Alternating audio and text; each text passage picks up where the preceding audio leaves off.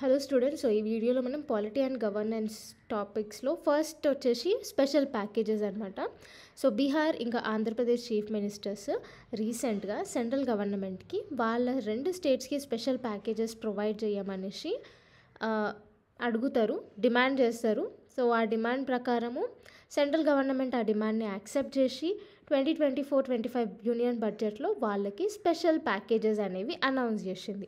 So అసలు ఈ special packages అనే కాన్సెప్ట్ ఏంది అసలు అంటే, ఫస్ట్ థింగ్, ఒక స్టేట్ యొక్క జాగ్రఫికల్ ఇంకా సోషో ఎకనామిక్ ఛాలెంజెస్ ఏమైతే ఉంటాయో వాటిని దృష్టిలో పెట్టుకొని ఆ స్టేట్కి కొంచెం సపోర్ట్ ఇవ్వడానికి ఫినాన్షియల్గా అట్లాంటి స్టేట్స్ని మనం స్పెషల్ ప్యాకేజెస్ కిందికి తీసుకొస్తామన్నమాట. సో ఇది కాన్స్టిట్యూషన్లో కూడా మెన్షన్ చేసి ఉంది. సో ఫినాన్షియల్గా వీక్ ఉన్న స్టేట్స్కి సపోర్ట్ చేయడం కోసం స్పెషల్ ప్యాకేజెస్ అనేవి ప్రొవైడ్ చేయాలి. సో అట్లా ప్రొవైడ్ చేసే స్టేట్స్ అన్నిటికీ ఒక ఆర్టికల్ ఉంటుంది. ఆర్టికల్ 371A నుంచి H వరకు ఆర్టికల్స్ ఉంటాయి. సో ఆ ఆర్టికల్స్ కింద కొన్ని స్టేట్స్కి స్పెషల్ స్టేటస్ అనేది ఇస్తారు. ఆ ప్రావిజన్ మన కాన్స్టిట్యూషన్లో under article 371A to H ఉంది. సో 11 స్టేట్స్కి ఇప్పుడు ప్రజెంట్ స్పెషల్ స్టేటస్ అనేది ఉంది. ఆ 11 స్టేట్స్ వచ్చేసి జాగ్రత్తగా వినండి: అస్సాం, నాగాల్యాండ్, హిమాచల్ ప్రదేశ్, మణిపూర్, మేఘాలయ, సిక్కిం, త్రిపుర, అరుణాచల్ ప్రదేశ్, మిజోరాం, ఉత్తరాఖండ్, ఇంకా మన తెలంగాణ. ఓకే, సో ఇందులో ఆంధ్రప్రదేశ్ లేదు, బీహార్ లేదు, కానీ వాళ్ళకి స్పెషల్ ప్యాకేజెస్ అనేవి వచ్చినాయి. ఎందుకు వచ్చినాయి అంటే, మనకి ఇక్కడ ఆర్టికల్ 282 కూడా ఉంది. ఈ ఆర్టికల్ 282 వచ్చేసి ఏంటి అంటే అడిషనల్ గ్రాంట్ అనమాట. సో మిస్సిలేనియస్ ఫినాన్షియల్ ప్రావిజన్స్ కింద స్పెషల్ స్టేటస్ లాగా లేకపోయినా కానీ కొన్ని స్టేట్స్కి మనం ఎంపవర్ చేయడానికి వాటికి స్పెషల్ మనీ ఫినాన్షియల్గా మనం హెల్ప్ చేస్తామన్నమాట. సో అట్లా ఆర్టికల్ 282 కూడా ఉంది. సో దీంట్లో అడిషనల్ గ్రాంట్ ప్రొవైడ్ చేస్తారనమాట. సో అసలు need for giving special packages to states, ఎందుకు స్పెషల్ ప్యాకేజెస్ ఇవ్వాలి అంటే, ఫస్ట్ థింగ్, కొన్ని స్టేట్స్ ఫినాన్షియల్గా చాలా వీక్ ఉన్నప్పుడు, ఎకనామిక్గా షాక్స్ తగిలినప్పుడు, సడన్గా వాళ్ళ ఎకనామిక్ కొలాబ్స్ అయినప్పుడు అట్లాంటి స్టేట్లో వాళ్ళకి స్పెషల్ ప్యాకేజెస్ అనేవి ఇస్తారు. ఫర్ సపోజ్ ఎగ్జాంపుల్ ఏంది అంటే, దీనికి ఆంధ్రప్రదేశ్ తెలంగాణ సపరేట్ అయిపోయినప్పుడు ఆంధ్రప్రదేశ్కి స్పెషల్ ప్రావిజన్స్ ఇచ్చినారనమాట. స్పెషల్ ప్యాకేజ్ అనేది ప్రొవైడ్ చేసిర్రు. మళ్ళీ నెక్స్ట్ వచ్చేసి న్యాచురల్ డిజాస్టర్స్ వస్తే అప్పుడు వాళ్ళకి రిలీఫ్, ఇన్ఫ్రాస్ట్రక్చర్ని మళ్ళీ రీబిల్డ్ చేయడం కోసం, ఇంకా మిగతా వాటికి అన్నిటి కోసం న్యాచురల్ డిజాస్టర్స్ అప్పుడు కూడా స్పెషల్ ప్యాకేజెస్ అనేవి రిలీజ్ చేస్తారు. మళ్ళీ నెక్స్ట్ బ్యాలెన్స్డ్ రీజియనల్ డెవలప్మెంట్ కోసం. సో ఇక్కడ ఏంది, పువరర్ రీజియన్స్ ఉంటాయి, స్పెసిఫిక్గా స్టేట్లనే పువరర్ రీజియన్స్ ఉంటాయి. స్పెషల్గా నార్త్ ఈస్టర్న్ స్టేట్స్ చాలా స్టేట్స్ చాలా ఎకనామికల్గా పువర్గా బ్యాక్వర్డ్ లాగా ఉన్నారు. సో వాటికి కూడా ఎంకరేజ్మెంట్ కోసం పువరర్ రీజియన్స్కి ఫండింగ్ అనేది ప్రొవైడ్ చేస్తారు. మళ్ళీ నెక్స్ట్ హ్యూమన్ డెవలప్మెంట్ కోసం. For suppose Bihar poorer families development కోసం స్పెషల్ ప్రావిజన్స్ అనేది డిమాండ్ చేసిందనమాట. మళ్ళీ నెక్స్ట్ ఏంది, రెవెన్యూ డెఫిసిట్ అయితే, రెవెన్యూ డెఫిసిట్ అంటే ఏంది, ఫర్ సపోజ్ మనము ఖర్చు పెట్టడం ఎక్కువ ఉంటుంది, సంపాదించడం తక్కువ ఉంటుంది. సో అట్లాంటి సిచ్యువేషన్లో రెవెన్యూ డెఫిసిట్ అంటాం. సో అప్పుడు వాటిని అడ్రస్ చేయడం కోసం కూడా స్పెషల్ ప్యాకేజెస్ అనేవి రిలీజ్ చేస్తారు. సో అట్లా ఏమవుతుంది అంటే, మనము కంపెనీస్, ఫ్యాక్టరీస్ అట్లాంటివి డెవలప్ చేసి మనం అమ్మడం ఎక్కువ ఉంటుంది. సో మనం ఎక్కువ సంపాదించవచ్చు. సో అందుకు ఎంకరేజ్మెంట్ కోసం స్పెషల్ ప్యాకేజెస్ అనేవి ఇస్తారు.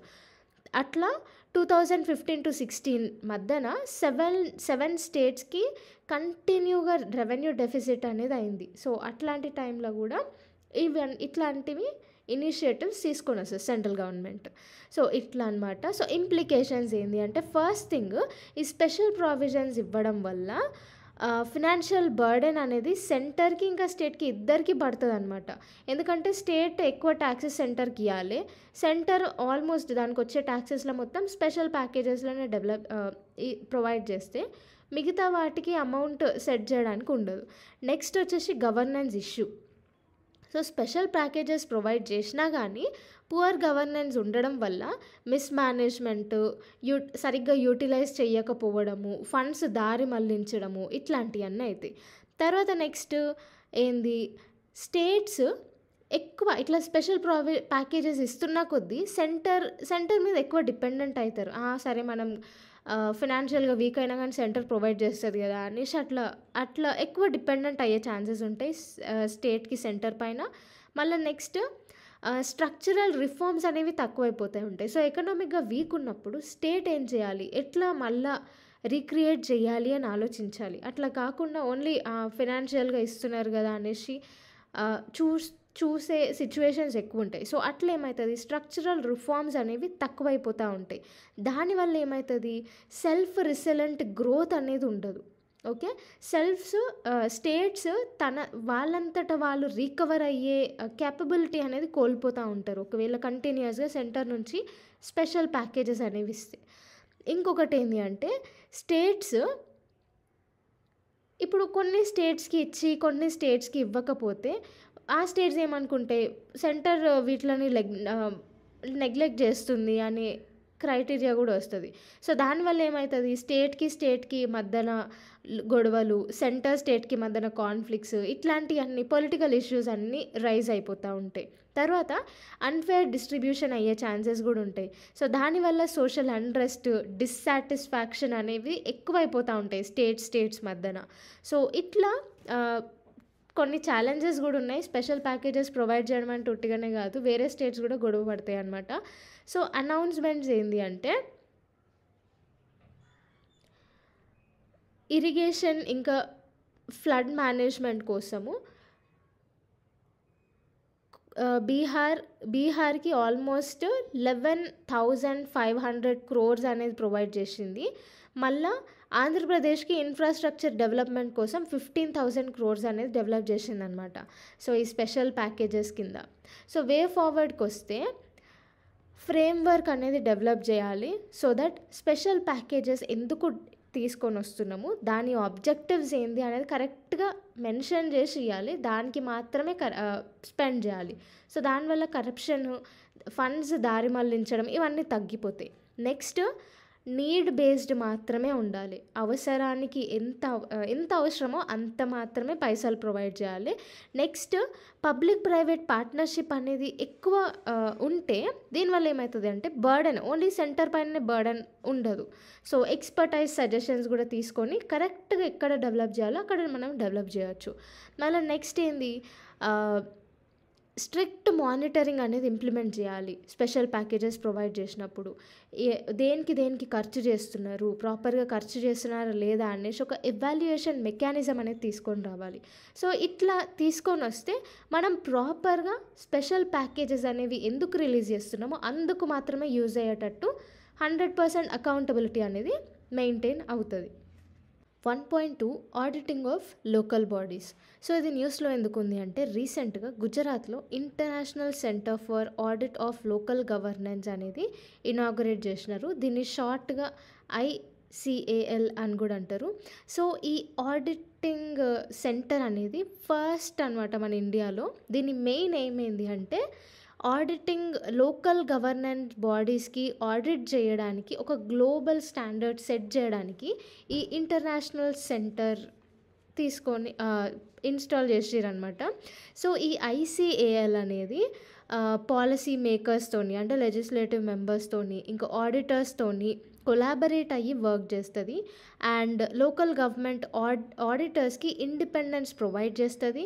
తర్వాత ఫినాన్షియల్ పర్ఫార్మెన్స్ అసెస్మెంట్ అంటే లోకల్ బాడీస్ ఎట్లా పర్ఫామ్ చేస్తున్నాయి ఫినాన్షియల్గా, మళ్ళా సర్వీస్ డెలివరీ ఇవన్నీ ఇంప్రూవ్ చేయడం దీని మెయిన్ ఉద్దేశం అనమాట ICALది.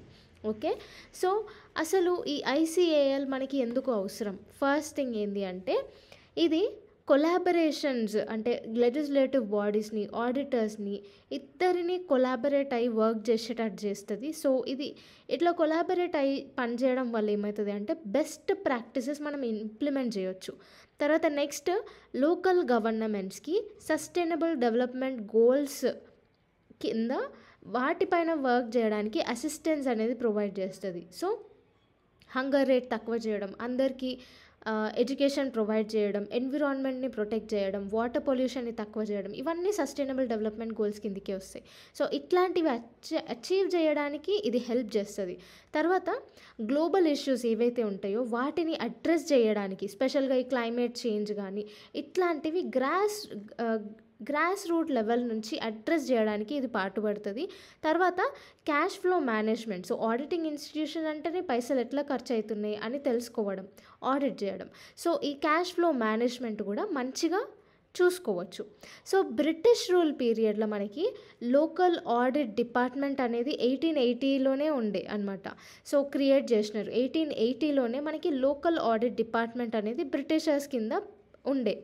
సో ఇదేం చేస్తుండే, లోకల్ అకౌంట్ ఆఫీసర్స్ ఉంటుండే. సో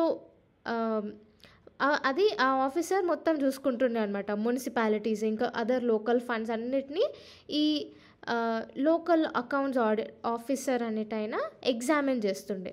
సో అట్లా మనకు అప్పుడే తీసుకొని వచ్చిర్రు. తర్వాత లోకల్ సెల్ఫ్ గవర్నెన్స్ ఇంకా దాని ఆడిటింగ్ గురించి కొంచెం డీటెయిల్గా నేర్చుకుందాం. So 73rd constitutional amendment act panchayats గురించి మాట్లాడుతుంది. సో ఈ పంచాయత్స్ అనేది పార్ట్ 9 కిందికి కూడా వస్తుంది, 11th షెడ్యూల్ కిందికి వస్తుంది. మళ్ళీ 74th కాన్స్టిట్యూషనల్ అమెండ్మెంట్ యాక్ట్ వచ్చేసి మున్సిపాలిటీస్ గురించి మాట్లాడుతుంది, పార్ట్ 9A 12th షెడ్యూల్ కిందికి వస్తుంది. ఓకే, సో మనకి ఇవి రెండు లోకల్ సెల్ఫ్ గవర్నెన్స్ సిస్టమ్స్ అనేవి ఉన్నాయి, మన కాన్స్టిట్యూషన్లో మెన్షన్ చేసి ఉన్నాయి. 2020లో మినిస్ట్రీ ఆఫ్ పంచాయత్ రాజ్ అనేది ఆడిట్ ఆన్లైన్ అప్లికేషన్ అనేది డెవలప్ చేసింది అనమాట.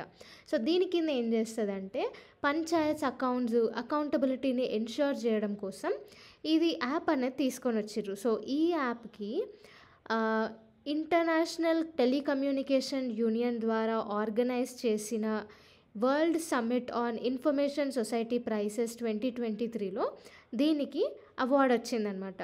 సో ఇది ఒక major achievement. So next constitutional provisions గురించి నేర్చుకుంటే మనకి ఆర్టికల్ 243G ఉంది.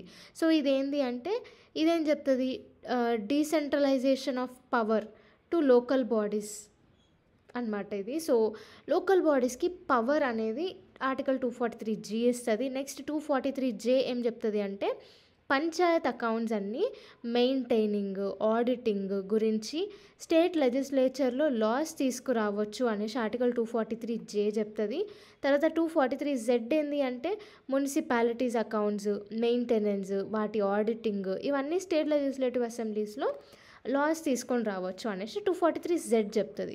సో కరెంట్ ఆడిటింగ్ మెకానిజమ్స్ ఏమేమి ఉన్నాయంటే ఫస్ట్ థింగ్ మనకి క్యాగ్ ఉన్నాడు. సో ఈ క్యాగ్ ఏంది, క్యాగ్ కింద duties, powers and conditions of service act 1971 కింద క్యాగ్ ఆడిట్ చేస్తాడనమాట. సో స్టేట్ లెవెల్లో క్యాగ్ ఆడిటింగ్ చేస్తాడు, ఎగ్జామిన్ చేస్తాడు, లోకల్ ఫండ్ అకౌంట్స్ ఇవన్నీ స్టేట్ లెవెల్లో క్యాగ్ చూసుకుంటాడనమాట. మళ్ళా మనకి సెంట్రల్ లెవెల్లో క్యాగ్ చూసుకుంటే అంటే అన్ని స్టేట్స్ని ఆడిటింగ్ చేస్తుంది క్యాగ్. స్టేట్ లెవెల్లో మాత్రం మనకి లోకల్ ఫండ్ అకౌంట్స్ లేదా director of local fund accounts అనేటైనా లోకల్ బాడీస్ని స్టేట్ లెవెల్లో ఆడిటింగ్ చేస్తారనమాట. సో అట్లా మనకి ELFA, so examiner of local fund accounts లేదా director of local fund accounts అయినా స్టేట్ లెవెల్లో ఆడిటింగ్ చేస్తాడు, సెంట్రల్ లెవెల్లో క్యాగ్ ఆడిట్ చేస్తాడు. ఓకే, సో ఇంపార్టెన్స్ ఏంది ఆడిటింగ్ వల్ల అంటే ఫస్ట్ థింగ్ ఫైనాన్షియల్ అకౌంటబిలిటీ అనేది పెరుగుతుంది.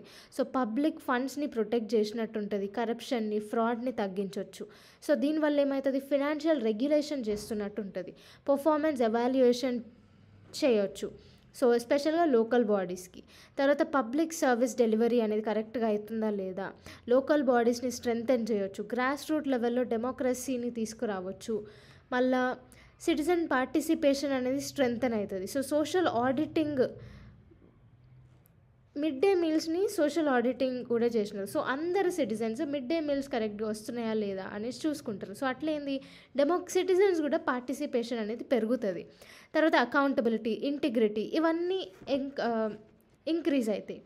Next decentralisation and inclusive development. So ఇదేంటి అంటే లోకల్ కమ్యూనిటీస్, మార్జినలైజ్ గ్రూప్స్కి డెసిషన్ మేకింగ్ పవర్ అనేది వస్తుంది. ఓకే. సో, ఎందుకు అంటే మనకి బ్యాక్ టు విలేజ్ ప్రోగ్రామ్ అనేది జమ్మూ అండ్ కాశ్మీర్‌లో తీసుకొనొచ్చిర్రు. సో, దీని కింద ఏంది అంటే పంచాయత్స్ కమ్యూనిటీ పార్టిసిపేషన్ అంటే అందరూ ఊర్లో ఉన్న ప్రజలందరినీ ఇన్వాల్వ్ చేసి ఎట్లాంటి డెవలప్‌మెంట్ యాక్టివిటీస్ స్టార్ట్ చేస్తే మంచిది అని డిస్కస్ చేసి అట్లా ప్రోగ్రామ్ అనేది తీసుకొనొచ్చిర్రు. సో, అట్లేంది డీసెంట్రలైజేషన్, పార్టిసిపేషన్ అనేది ఇంక్రీజ్ అయితది. నెక్స్ట్ స్పెసిఫిక్ లోకల్ లెవెల్‌లో ప్రాబ్లమ్స్‌ని అడ్రెస్ చేయడానికి ఉంటది. ఫర్ ఎగ్జాంపుల్ గుజరాత్‌లో మనకి వ్యారా డిస్ట్రిక్ట్ అనే దానికి అంబులెన్స్, హాస్పిటల్ సర్వీస్ కోసం రోడ్ డెవలప్‌మెంట్ చేసినారు. తర్వాత పొలిటికల్ రిప్రజెంటేషన్ అనేది ఉంటది. స్పెషల్‌గా మార్జినలైజ్డ్ ఇంకా వల్నరబుల్ కమ్యూనిటీస్‌కి. తర్వాత డెవలప్‌మెంట్ యాక్టివిటీస్‌ని ప్రమోట్ చేసినట్టు ఉంటది. మళ్ళా WHO ఆల్మా అటా డిక్లరేషన్ అనేది ఉంది. On primary health care. So, దీని కింద లోకల్ లెవెల్ హెల్త్ కేర్ యాక్సెస్‌ని ప్రమోట్ చేయడానికి ఉంటది. సో, ఇట్లా మనకి చాలా మంచి కార్యక్రమాలనేవి తీసుకొనొచ్చిర్రనమాట. సో, ఇవన్నీ డీసెంట్రలైజేషన్ ద్వారా, ఇంక్లూసివ్ డెవలప్‌మెంట్ ద్వారా అయితాయి. సో, ఇవన్నీ ఎప్పుడైతాయి? అకౌంటబిలిటీ అనేది మెయింటైన్ చేస్తే, ఆడిటింగ్ అనేది సరిగ్గా చేస్తే ఇట్లాంటివన్నీ ఆటోమేటిక్‌గా పెరిగిపోతాయి. నెక్స్ట్ ఇంకొకటి ఏంది వాటర్ మేనేజ్మెంట్.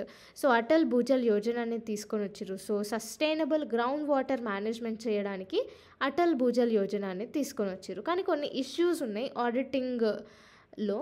ఏంది అంటే ఇప్పుడు ప్రెజెంట్ ఆడిటింగ్ సిస్టమ్‌లో రికార్డ్ కీపింగ్ అనేది చాలా అంత మంచిగా లేదు. సో, దానివల్ల ఏమైతది ఆడిటింగ్ స్టాండర్డ్స్ అనేవి కరెక్ట్‌గా లేవు. తర్వాత స్కిల్డ్ పర్సనల్స్ అనేవాళ్ళు చాలా తక్కువ మంది ఉన్నారు. సో, దీనివల్ల క్వాలిఫైడ్ ఆడిటర్స్ అనేవాళ్ళు అంత షార్టేజ్ ఉందనమాట వాళ్ళకి. తర్వాత ఓవర్‌లాపింగ్ జ్యూరిస్డిక్షన్స్ వల్ల so, state, central, local auditing systems అనేవి ఓవర్‌లాప్ అవ్వడం వల్ల కన్‌ఫ్యూజన్, ఇన్‌ఎఫిషియన్సీస్ అనేవి ఇంక్రీజ్ అయిపోయినాయి. నెక్స్ట్ అకౌంట్స్ మెయింటెనెన్స్‌కి ఉన్న లాస్, ప్రొసీజర్స్ ఇవన్నీ ఔట్‌డేటెడ్ అయిపోయినాయి. ఆల్మోస్ట్ ఒక డీకేడ్ ముందు దీన్ని ఫ్రేమ్ చేసిర్రనమాట. So, outdated account maintenance, laws ఇవన్నీ ఉన్నాయి. దాని తర్వాత ఆడిటింగ్ ప్రాసెస్ ఇంకా వాటి సిగ్నిఫికెన్స్‌ని అంత ఎక్కువ శాతం అవేర్‌నెస్ అనేది లేదు వాటికి. సో, ఇదంతా ఉంది అనమాట. నెక్స్ట్ వే ఫార్వర్డ్‌కి చూసుకుంటే మనకి ఆడిటింగ్ ఇంకా అకౌంటింగ్స్‌లో స్టాండర్డ్స్, ప్రొసీజర్స్ ఇవన్నీ చాలా సింపుల్‌గా ఉండేటట్టు చూసుకోవాలి. లోకల్ ఆడిట్ ఇన్‌స్టిట్యూషన్స్‌కి ఒక director of local fund accounts ఇట్లాంటి వీళ్ళు ఉండాలనమాట. సో, వీళ్ళు కూడా ఇండిపెండెంట్‌గా ఉండేటట్టు చూసుకోవాలి. తర్వాత లోకల్ బాడీ ఆడిటింగ్ రిపోర్ట్ అనేది స్టేట్ లెజిస్లేచర్‌కి ఇయ్యాలి. సో, దీని గురించి సెపరేట్ కమిటీ పెట్టి ఎఫిషియన్సీ పాలసీస్, కరెక్ట్ పాలసీస్ అనేవి ఫ్రేమ్ చేసేటట్టు ఉండాలి స్టేట్ లెజిస్లేచర్ కూడా. సో, బోత్ సెంటర్ ఇంకా స్టేట్ లెజిస్లేచర్ ఈ లోకల్ ఆడిటింగ్ ఫ్రేమ్వర్క్ పైన ఎక్కువ ఫోకస్ చేయాలి. వాటి మీద లాస్ ఇంకా వాటి రిపోర్ట్స్ అనేవి చెక్ చేస్తూ ఉండాలి. సో, దానివల్ల ఎఫెక్టివ్‌గా లోకల్ ఆడిటింగ్ అనేది ఇంప్లిమెంట్ చేయొచ్చు. Topic 1.3 central bureau of investigation. So, మనకి state of West Bengal versus union of India కేసులో సుప్రీంకోర్టు ఏమని జడ్జ్మెంట్ ఇస్తుంది అంటే సిబిఐ కొన్ని కేసెస్ రిజిస్ట్రేషన్ ఇంకా ఇన్వెస్టిగేషన్ వితౌట్ స్టేట్ కన్సెంట్ కూడా చెయ్యొచ్చు అనేసి సుప్రీంకోర్టు జడ్జ్మెంట్ ఇస్తుంది. సో, ఇది ఎందుకు ఈ కేసులో జడ్జ్మెంట్ ఇచ్చింది అంటే ఫస్ట్ థింగ్ వెస్ట్ బెంగాల్ 2018లో జనరల్ కన్సెంట్ని విత్డ్రా చేసుకుంది. సో, ఈ జనరల్ కన్సెంట్ అంటే ఏంది? ఇది సేమ్ ఒక పర్మిషన్ లాగా అనమాట. సో, ఇట్లానే కాదు చాలా స్టేట్స్ సిబిఐకి కన్సెంట్ అనేది ఇచ్చినాయి. కన్సెంట్ అంటే ఏంది? పర్మిషన్ ఇచ్చిందనమాట. సో, ఆ స్టేట్స్లో వెస్ట్ బెంగాల్లో కానీ ఏ స్టేట్లో అయినా కానీ సిబిఐ ఎంక్వైరీ చేపట్టాలి అంటే వితౌట్ అంటే స్టేట్ కన్సెంట్ ఇస్తే వెస్ట్ బెంగాల్ కన్సెంట్ ఇచ్చిందంటే direct CBI cases registration, investigation ఇవన్నీ చేయవచ్చు అనమాట వెస్ట్ బెంగాల్కి వెళ్ళి. ఒకవేళ కన్సెంట్ని విత్డ్రా చేసుకున్నది అంటే CBI first west Bengal state permission తీసుకొని దాని తర్వాత వెస్ట్ బెంగాల్ స్టేట్లో కేసెస్ ఇన్వెస్టిగేషన్ కానీ రిజిస్ట్రేషన్ కానీ చేయడానికి ఉంటుంది. ఓకే. సో, ఇదనమాట కన్సెంట్ మీనింగ్. సో, మనకి ఆర్టికల్ 131 ఉంది. ఆర్టికల్ 131 ఏం చెప్తుంది అంటే సెంటర్కి స్టేట్కి మధ్యలో ఏమైనా గొడవలు ఉంటే అండర్ ఆర్టికల్ 131 ఒరిజినల్ జ్యూరిస్డిక్షన్ కింద సుప్రీంకోర్టుకి అప్రోచ్ కావచ్చు. సో, ఈ సిబిఐ అనేది మేజర్గా సెంట్రల్ గవర్నమెంట్ కిందకి వస్తుంది. మళ్ళా west Bengal state government, so ఇట్లా సెంట్రల్ గవర్నమెంట్కి స్టేట్ గవర్నమెంట్కి ఇట్లా క్లాషెస్ అవుతూ ఉన్నాయి అనమాట. సో అందుకు ఈ ఆర్టికల్ అనేది తీసుకొని వచ్చారు ఇక్కడ. సో ఇక్కడ ఏంది మనకి సిబిఐ గురించి కొంచెం డీటెయిల్గా నేర్చుకుందాం. సో సిబిఐ 1963లో ఎస్టాబ్లిష్ అయింది సంతానం కమిటీ రికమెండేషన్స్ పైన. సంతానం committee on prevention of corruption కింద 1960-64 ఈ టైంలో సిబిఐ అనేది ఎస్టాబ్లిష్ అయింది అనమాట, సంతానం కమిటీ రికమెండేషన్స్ కింద. ఇది ministry of personal pension and public grievances కిందకి వస్తుంది. సో ఇది ఒక నాన్ స్టాచ్యుయేటరీ బాడీ. సో నాన్ స్టాచ్యుయేటరీ బాడీకి మీనింగ్ ఏంది, ఇది లా ద్వారా రెగ్యులేట్ కాదు, ఓకే. సో బై లా ఇది తీసుకొని రాలేదు. అండ్ నాన్ కాన్స్టిట్యూషనల్ బాడీ కూడా, అంటే ఏంది, ఇది కాన్స్టిట్యూషన్లో మెన్షన్ అయ్యి లేదు, ఓకే. సో ఇది లా ద్వారా కానీ కాన్స్టిట్యూషన్ ద్వారా కానీ ఇది తీసుకొని రాలేదు, సంతానం కమిటీ రికమెండేషన్ కింద. అండ్ దీన్ని గవర్న్ చేసేది Delhi special police establishment act 1946. So దీని కింద ఈ సిబిఐని గవర్న్ చేస్తారనమాట, ఓకే. ఇది నాన్ స్టాచ్యుయేటరీ ఇంకా నాన్ కాన్స్టిట్యూషనల్ బాడీ. అండ్ ఇండియాలో ఇది ప్రీమియర్ ఇన్వెస్టిగేటింగ్ పోలీస్ ఏజెన్సీ అనమాట, okay. So top investigation agency in India అంటే అది సిబిఐ. సో దీని మెయిన్ మోటో ఏంది అంటే ఇండస్ట్రీ ఇంపార్షియాలిటీ అండ్ ఇంటిగ్రిటీ, దీని మెయిన్ మోటో. సో దీని కంపోజిషన్స్ ఏంది అంటే డైరెక్టర్ ఉంటాడు హెడ్ లాగా, దాని కింద ఆయన కింద joint directors, deputy inspector generals, superintendent of police, ఇంకా వేరే పోలీస్ ర్యాంక్ వాళ్ళు ఉంటారు. సో మెయిన్గా హెడ్ వచ్చేసి డైరెక్టర్, తర్వాత మనకి జాయింట్ డైరెక్టర్ ఉంటాడు, వీళ్ళందరూ ఎస్పీస్ వీళ్ళందరూ ఉంటారు. 2021లో డైరెక్టర్స్ ఆఫ్ సిబిఐ ఇంకా ఈడీ ఎన్ఫోర్స్మెంట్ డైరెక్టరేట్, సో వీళ్ళిద్దరికి 10 years అనేది 2 years నుంచి 5 years వరకు ఎక్స్టెండ్ చేసిరనమాట. అండ్ వీళ్ళకి ఎట్లాంటి కేసెస్ ఇన్వెస్టిగేషన్ చేస్తారంటే బేసిక్గా సిబిఐ యాంటీ కరప్షన్ కానీ ఎకనామిక్ అఫెన్సెస్ కానీ స్పెషల్ క్రైమ్స్ ఉంటాయి కదా, మొన్న వెస్ట్ బెంగాల్లో రేప్ అయింది, సో అట్లాంటి కేసెస్ చాలా హ్యూజ్ ప్రొటెస్ట్ అనేవి జరిగినాయి. సో అదొక స్పెషల్ క్రైమ్ కిందకి తీసుకొని వస్తారు. సో అది సిబిఐ ఇన్వెస్టిగేట్ చేస్తుంది. సో ఇలా స్పెషల్ క్రైమ్స్ కానీ సుమోటో అంటే దాని సొంతంగా నేను తీసుకుంటా అనేసి ఆ కేసుని తీసుకుంటుంది అనమాట. సో అట్లా సుమోటో కేసెస్ కానీ ఇది ఇన్వెస్టిగేషన్ చేస్తుంది. So consent of states for CBI, అసలు స్టేట్ కన్సెంట్ అంటే ఏంది సిబిఐకి అంటే ఫస్ట్ థింగ్ మనకి జనరల్ కన్సెంట్ అనేది ఒకటి ఉంటుంది. ఈ జనరల్ కన్సెంట్లో ఏంటి అంటే కన్సెంట్ అంటే బేసిక్గా పర్మిషన్ అని గుర్తుపెట్టుకోండి. సో కన్సెంట్ ఏంది, సిబిఐ ఒకవేళ కొన్ని states for suppose Telangana, Andhra Pradesh, west Bengal consent ఇచ్చినాయి అంటే పర్మిషన్ ఇచ్చినాయి అంటే సిబిఐ ఏ టైంలో అయినా స్టేట్లకు ఎంటర్ అయ్యి ఇన్వెస్టిగేషన్ చేసే రైట్ సిబిఐకి ఉంటుంది. ఒకవేళ కన్సెంట్ ఇవ్వలేదనుకోండి అప్పుడు సిబిఐ స్టేట్లకు ఎంటర్ కాలేదు. ఇదే కన్సెంట్ యొక్క మీనింగ్. సో ఇది section 6 of Delhi special police establishment act కింద స్టేట్ గవర్నమెంట్ కన్సెంట్ని ఇవ్వనైనా ఇవ్వచ్చు, లేకపోతే డినై అయినా చెయ్యొచ్చు అనేసి సెక్షన్ 6 అనేది చెప్తుంది. సో దీని కిందనే స్టేట్ గవర్నమెంట్స్ పర్మిషన్ ఇవ్వాలా వద్దా అని అవి డిసైడ్ చేసుకుంటాయి అనమాట. సో ఇప్పుడు ప్రజెంట్ వెస్ట్ బెంగాల్ కానీ పంజాబ్, తెలంగాణ ఇట్లాంటి స్టేట్స్ అన్నీ కన్సెంట్ని ఇవ్వలేదు, విత్డ్రా చేసుకున్నాయి అనమాట. సో సిబిఐ రిలేటెడ్ కేసెస్ కొన్ని ఉన్నాయి, ఆ కేసెస్ గురించి చూద్దాం. ఫస్ట్ కేసు వచ్చేసి common cause versus union of India 2019 case. దీంట్లో సుప్రీంకోర్టు ఏం చెప్తుంది అంటే సెంట్రల్ గవర్నమెంట్ సిబిఐ డైరెక్టర్స్ని ఒక కమిటీ రికమెండేషన్ ద్వారా అపాయింట్ చేయాలి. ఆ కమిటీలో ప్రైమ్ మినిస్టర్ యాజ్ చైర్మన్ ఉండాలి, leader of opposition, Lok Sabha leader of opposition ఉండాలి, చీఫ్ జస్టిస్ అయినా లేకపోతే supreme court judge nominated by CGI. So వీళ్ళు ఒక కమిటీ లాగా ఫామ్ అయ్యి అప్పుడు సిబిఐ డైరెక్టర్ని చూస్ చేసుకోవాలి అనేసి ఈ రికమెండేషన్స్ చెప్తుంది అనమాట ఈ కేసు. నెక్స్ట్ వచ్చేసి CBI versus RR Kishore 2023. So ఇదేంటి ఏం చెప్తుంది అంటే section 6 of Delhi special police establishment act 1946 అనేది అన్కాన్స్టిట్యూషనల్ అని చెప్తుంది. సో కన్సెంట్ ఇవ్వాలా ఇవ్వద్దా అని స్టేట్ విష్ ఉంటుంది. ఒకవేళ స్టేట్ గవర్నమెంటే క్రైమ్లో ఇన్వాల్వ్ అయ్యి ఉంటే అప్పుడు కన్సెంట్ ఇవ్వదు. అప్పుడు ఏంటిది రిజల్ట్? వాళ్ళకి జస్టిస్ రానట్టే కదా. సో అది ఇల్లీగల్ అండ్ అన్కాన్స్టిట్యూషనల్ అనేసి ఈ కేసు చెప్తుంది. తర్వాత next CPIO CBI versus Sanjiv Chaturvedi 2024. ఈయనలో ఏం చెప్తుంది అంటే సిబిఐ ఆర్టీఐ కింద కొంచెం వరకు ఎగ్జెంప్టెడ్ అనమాట. సో ఈ కేసు ఏం చెప్తుంది అంటే సిబిఐ అనేది టోటల్గా రైట్ టు ఇన్ఫర్మేషన్ యాక్ట్ కింద ఎగ్జామ్ట్ కాదు అనేసి చెప్తుంది. అంటే రైట్ టు ఇన్ఫర్మేషన్ కింద మొత్తం సిబిఐ ఏం చేస్తుంది అవి డీటెయిల్స్ అన్నీ తీసుకోవచ్చు అనమాట. కానీ ఇది ఓన్లీ తీసుకోవద్దు అని ఉండే అంతకుముందు. కానీ ఈ కేసు తర్వాత కొన్నిటి వరకే, టోటల్లీ ఎగ్జామ్టెడ్ కాదు, కొంచెం వరకే ఎగ్జామ్టెడ్ అనేసి సుప్రీంకోర్టు చెప్తుంది. Next Vineet Narayan versus union of India case 1997. So ఇది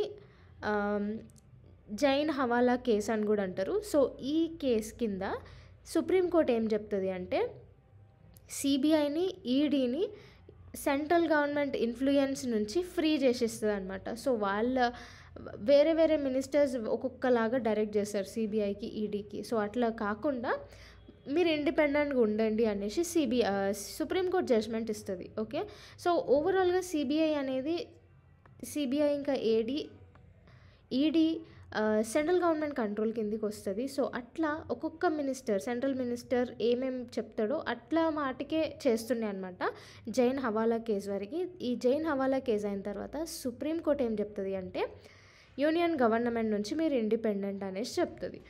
సో ఇవన్నమాట కేసెస్కి సంబంధించి. Next concerns associated with CBI. So challenges ఏంటి అంటే ఫస్ట్ థింగ్ పోస్టుల వేకెన్సీ అనేది సిబిఐలో చాలా ఎక్కువ ఉన్నాయి, ట్రాన్స్పరెన్సీ అనేది లేదు. సో ఇదేంటి అంటే సిబిఐ కేసెస్ ఇన్వెస్టిగేషన్ ప్రోగ్రెస్ కానీ ఫైనల్ అవుట్కమ్స్ అనేవి ఏంటివో తెలియట్లేదు, అవుట్కమ్స్ అనేవి లేవు. Next consent almost 9 states general కన్సెంట్ని విత్డ్రా చేసుకున్నాయి. నెక్స్ట్ క్రెడిబిలిటీ అనేది లేకుండా పోతుంది.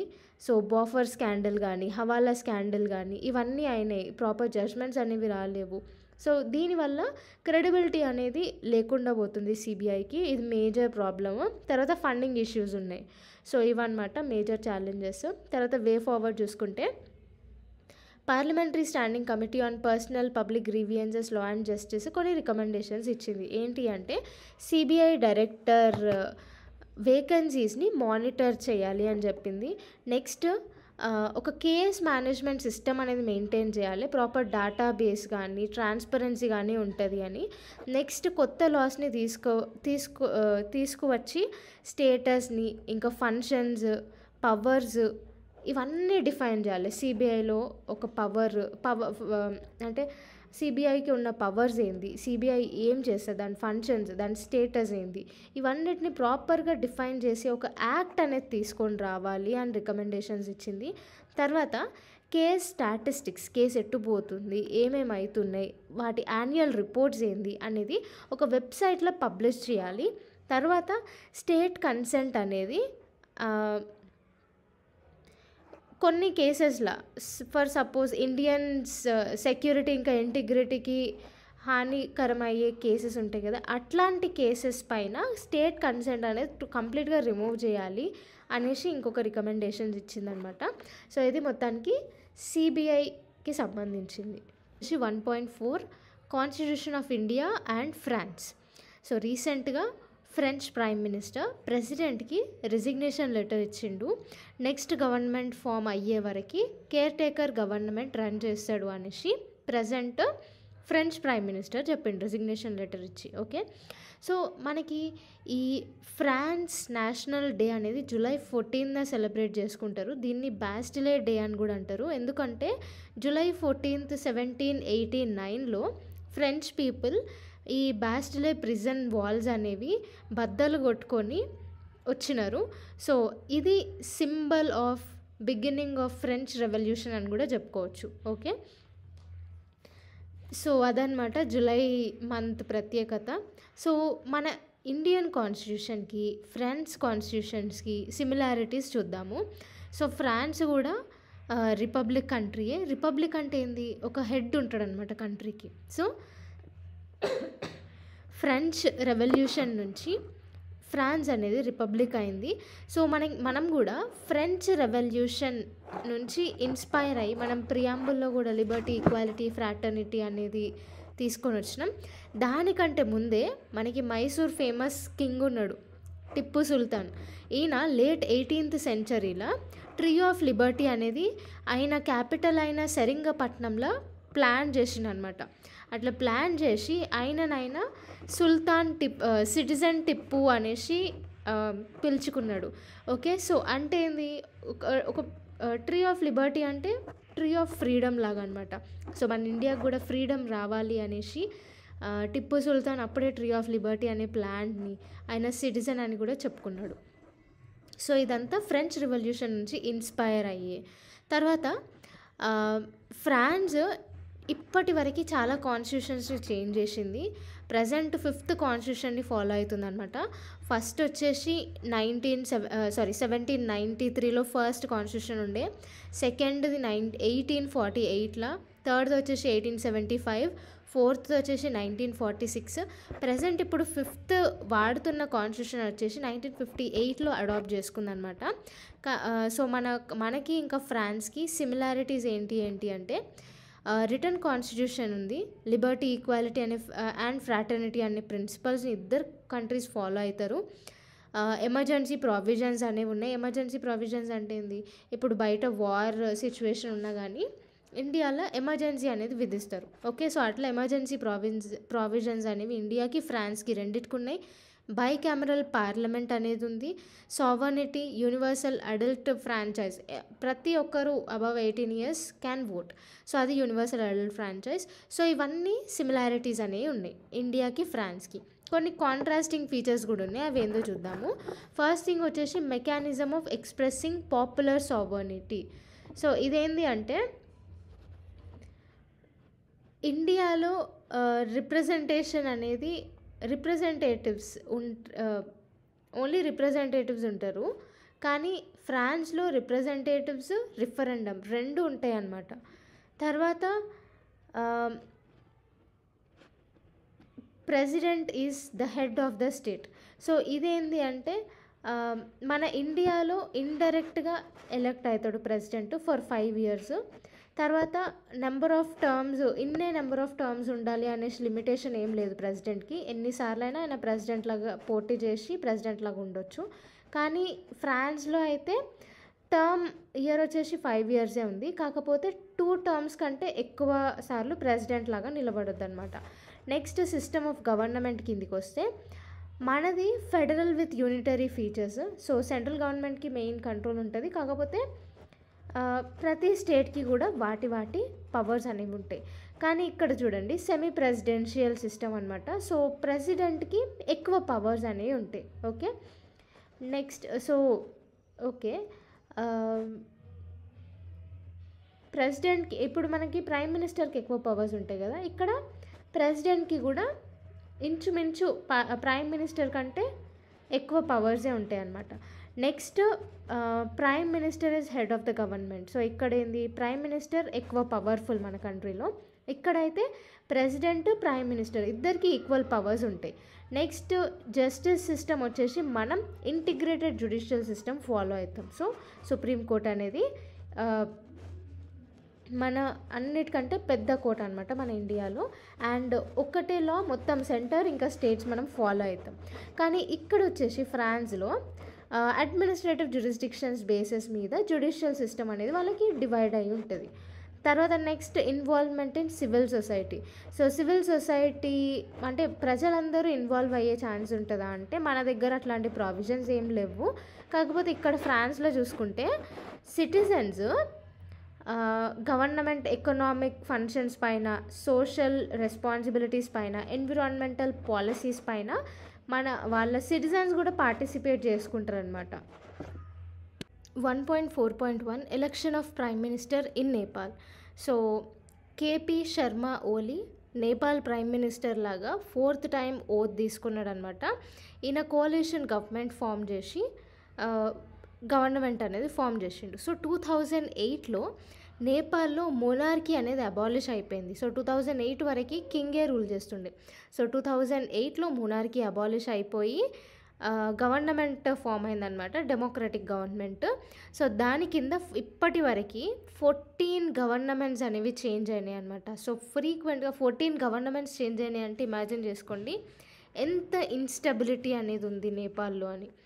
సో కాన్స్టిట్యూషనల్ సిమిలారిటీస్ ఏంది ఇండియాకి నేపాల్కి అంటే, first thing 2 countries secular states అనమాట. రిలీజియస్ ఫ్రీడమ్ని ఇద్దరు కంట్రీస్ ప్రొటెక్ట్ చేస్తాయి. నెక్స్ట్ ఫండమెంటల్ రైట్స్ని ప్రొటెక్ట్ చేస్తాయి. బైకామరల్ పార్లమెంట్ అనేది ఉంది.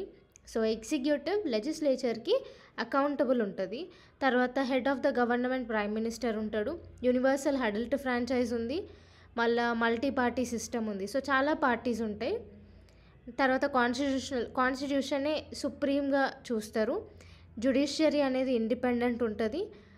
అండ్ సుప్రీం కోర్ట్ అనేది final interpreter of constitution. So ఇవన్నీ సిమిలర్ ఫీచర్స్ అనమాట. సేమ్ మన ఇండియాలో ఎట్లున్నాయో నేపాల్లో కూడా అట్లనే ఉంటాయి. కానీ నేపాల్లో ఎందుకు ఇంత పొలిటికల్ ఇన్స్టెబిలిటీ అంటే, దానికి మెయిన్ రీజన్ ఏంటి అంటే మల్టిపుల్ పార్టీ సిస్టమ్ అనేది ఉంది. సో ఇట్లా చాలా పార్టీస్ ఉండడం వల్ల ఆల్మోస్ట్ ఇప్పటి వరకు 2008 నుంచి 2024 వరకు 14 గవర్నమెంట్స్ అనేవి చేంజ్ అయినాయి. ఫ్రీక్వెంట్గా పొలిటికల్ ఇన్స్టెబిలిటీ అయితేనే ఉంది. నెక్స్ట్ వచ్చేసి ఎలక్టోరల్ సిస్టమ్ అనేది మిక్స్డ్ తీసుకున్నారనమాట వీళ్ళు. మనం only first pass the post system follow అవుతాం కదా, కానీ వీళ్ళు first pass the post system ఇంకా ప్రొపోర్షనల్ రిప్రజెంటేషన్ సిస్టమ్ రెండు ఉంటాయి అన్నమాట వీళ్ళకి. సో అందుకే ఏంది అంటే చిన్న చిన్న పార్టీస్ కూడా పవర్లోకి వస్తాయి అన్నమాట. సో అట్లా చిన్న పార్టీస్ అందరికీ మ్యాక్సిమం రిప్రజెంటేషన్ ఇవ్వడం వల్ల పొలిటికల్ ఇన్స్టెబిలిటీ అయిపోయి గవర్నమెంట్ అనేది ఫ్రీక్వెంట్గా చేంజ్ అవుతుంది. సో ఇదే మేజర్ ప్రాబ్లం అనమాట వాళ్ళకి. సో ఇందుకు పొలిటికల్ ఇన్స్టెబిలిటీ అనేది నేపాల్లో చాలా ఎక్కువ ఉంది. 1.5.1 cabinet committees. So cabinet committees అంటే ఒక స్పెసిఫిక్ ఫంక్షన్స్ని కరెక్ట్గా పూర్తి చేయడం కోసం పార్లమెంట్ ఒక కమిటీ ఫామ్ చేస్తుంది అనమాట. ఆ కమిటీనే క్యాబినెట్ కమిటీ అని అంటాం. సో ఈ క్యాబినెట్ కమిటీ అనేది ట్రాన్సాక్షన్ ఆఫ్ బిజినెస్ రూల్స్ 1961 కింద ఏర్పాటైందనమాట. సో రీసెంట్గా 8 క్యాబినెట్ కమిటీస్ అనేవి ఫామ్ అయినాయి. దేంట్లో అంటే ఏరియాస్లో ఏంది అంటే అపాయింట్మెంట్స్ పరంగా, accommodation, economic affairs, parliamentary affairs, political affairs, security, investment, growth, skill employment, ఇవన్నిటిపైన క్యాబినెట్ కమిటీస్ అనేవి ఫామ్ అయినాయి. ఓకే, నెక్స్ట్ వచ్చేసి 1.5.2 కాన్స్టిట్యూషనల్ మొరాలిటీ. కాన్స్టిట్యూషనల్ మొరాలిటీ అంటే కాన్స్టిట్యూషన్లో ఏముందో అదే కరెక్ట్గా మనం ప్రాక్టీస్ చేసి ఇంప్లిమెంట్ చేయటమే కాన్స్టిట్యూషనల్ మొరాలిటీ అని అంటాం. Chief justice of India constitutional morality అనేది ఇండియాస్ డైవర్సిటీని సింబలైజ్ చేస్తుంది అనేసి సిజిఐ అంటాడు. సో మనకి కొన్ని కేసెస్ కూడా ఉన్నాయి కాన్స్టిట్యూషనల్ మొరాలిటీకి సంబంధించినవి. అవి వచ్చేసి కృష్ణమూర్తి కేసు 2015. ఇందులో కాన్స్టిట్యూషనల్ మొరాలిటీ అనేది గుడ్ గవర్నెన్స్కి చాలా ఇంపార్టెంట్ అనేసి ఈ కేసు చెప్తుంది. Next justice KS Puttaswamy case. So ఈ కేసులో ఏంది అంటే ఏం చెప్తారు అంటే, కోర్టు కాన్స్టిట్యూషనల్ మొరాలిటీ అప్హోల్డ్ చేసే ఏదైనా లా అయినా సరే దానిని తీసేయడము, లేకపోతే దాంట్లో ఇంటర్వ్యూన్ అయ్యి దాన్ని చేంజ్ చేసే పవర్ కోర్టుకి ఉంటుంది అని కేఎస్ పుట్టస్వామి కేసు చెప్తుంది. నెక్స్ట్ నవతేజ్ సింగ్ జోహార్ కేసు. ఇందులో ఏం చెప్తుంది అంటే సొసైటల్ మొరాలిటీ అనేది సొసైటల్ మొరాలిటీ, కాన్స్టిట్యూషనల్ మొరాలిటీ రెండిట్లో ఏది ఇంపార్టెంట్ అని కేసు వస్తే కాన్స్టిట్యూషనల్ మొరాలిటీ ఎక్కువ. మన సొసైటీలో ఉండే మారల్ వాల్యూస్ కంటే కాన్స్టిట్యూషనల్ మారల్ వాల్యూస్ అనేవి చాలా ఇంపార్టెంట్ అనేసి ఈ కేసు చెప్తుంది అనమాట. నెక్స్ట్ టాపిక్ వచ్చేసి 1.5.3 రీకాన్స్టిట్యూషన్ ఆఫ్ నీతి ఆయోగ్. సో రీసెంట్గా మనకి ప్రైమ్ మినిస్టర్ ఎలక్ట్ అయిండు, ఎలక్షన్స్ అనేవి అయినాయి. సేమ్ ఎలక్షన్స్ అయిన వెంటనే నీతి ఆయోగ్కి కూడా సిఇఓని చేంజ్ చేయాలన్నమాట. సో అట్లా నీతి ఆయోగ్ యాక్చువల్గా ఎప్పుడు ఫామ్ అయింది? 2015లో ఫామ్ అయింది. ఓకే, సో ఇదేంటి అంటే గవర్నమెంట్ చేంజ్ అయ్యింది అంటే సిఇఓ కూడా చేంజ్ కావాలి. కానీ నీతి ఆయోగ్ సీఈఓ ఇంకా చేంజ్ కాలేదు. అందుకే న్యూస్లో ఉంది. ఓకే. సో నీతి ఆయోగ్ 2015లో కాన్స్టిట్యూట్ అయింది. దీనికి చైర్పర్సన్ వచ్చేసి ప్రైమ్ మినిస్టర్, మళ్ళీ మిగతా కౌన్సిల్ మెంబర్స్ వచ్చేసి ప్రైమ్ మినిస్టర్, ఇంకా అన్ని states, union territory with legislature, chief ministers, మళ్ళీ lieutenant governors of union territories, ex officio members maximum ఒక 4 ఉంటారు నామినేటెడ్ బై ప్రైమ్ మినిస్టర్. దాని తర్వాత కొంతమంది స్పెషల్ ఇన్విటీస్ ఉంటారు ఎక్స్పర్ట్ ప్యానల్ ఒపీనియన్ కోసము. సో వీళ్ళందరూ అనమాట మెంబర్స్. సో సీఈఓ అనేటైనా ప్రైమ్ మినిస్టర్ అపాయింట్ చేస్తాడనమాట. ఆయనకు ఫిక్స్డ్ టర్మ్ ఉంటుంది. ఓకే. సో ఇక్కడ సీఈఓ అనేటైనా rank of secretary, government of India secretary rank నుంచి చూస్ చేసుకుంటారు అనమాట. సో అది. దాని తర్వాత నెక్స్ట్ టాపిక్ వచ్చేసి 1.5.4 ఆర్టికల్ 341. సో ఇక్కడ ఆర్టికల్ 341 ఏం చెప్తుంది అంటే, ప్రెసిడెంట్ ఆయన తలుచుకుంటే షెడ్యూల్డ్ క్యాస్ట్ లిస్ట్ అనేది కొన్ని స్పెసిఫిక్ స్టేట్స్, యూనియన్ టెరిటరీస్లో ఆల్టర్ చేసే పవర్ ప్రెసిడెంట్కి ఉంటుంది అండర్ ఆర్టికల్ 341. ఓకే. కానీ స్టేట్స్ ఆర్టికల్ 341 యూజ్ చేసి ఎస్సీ లిస్ట్ అనేది ఆల్టర్ చేయడానికి లేదు. ఓకే. ఫర్ ఎగ్జాంపుల్ బీహార్, రీసెంట్గా బీహార్ కూడా ఎకనామికల్లీ బ్యాక్వర్డ్ క్లాస్ కమ్యూనిటీ వాళ్ళని షెడ్యూల్డ్ క్యాస్ట్ లిస్టులో యాడ్ చేద్దామని ట్రై చేసింది. కానీ సుప్రీంకోర్టు దాన్ని తీసిపడేసింది అనమాట. అది చెల్లదని చెప్పేసింది. ఓకే. సో దానికి పవర్ వచ్చేసి ఓన్లీ ప్రెసిడెంట్కే ఉంటుంది, స్టేట్స్కి ఉండదు under article 341. Next topic 1.5.5 president returns bill passed by the Punjab legislative assembly. So ఇక్కడ Punjab legislative assembly Punjab universities laws amendment bill 2023 pass చేస్తుంది.